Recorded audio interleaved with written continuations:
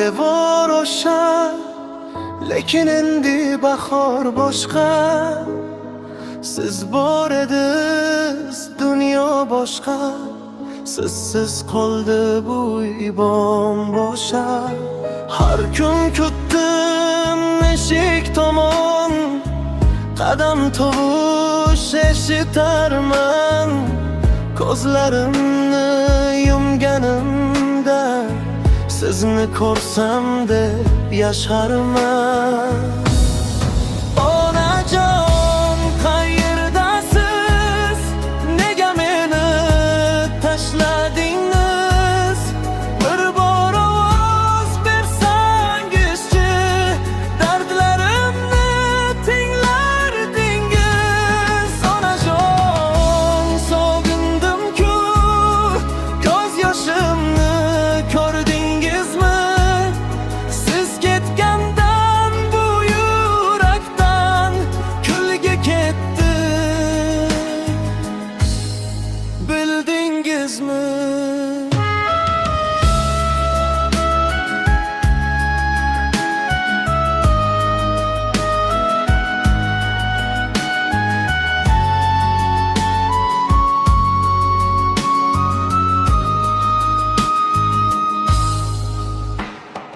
Rasmingizga termulaman, termulib ham yig'layman. Siz bor kunlar qaytmasligini bilaman, u sog'inaman. Tunlar uzun, yo'llar uzun, sizsiz qolgan kunlar uzun. Bir duongiz kerak menga, sizsiz qolgan dardlar ham. Onajon, qayerdasiz?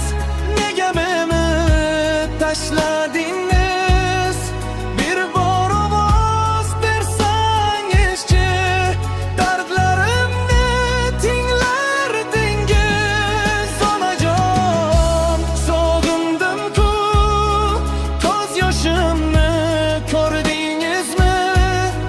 Siz ketgandan bu yurakdan kulgi ketdi,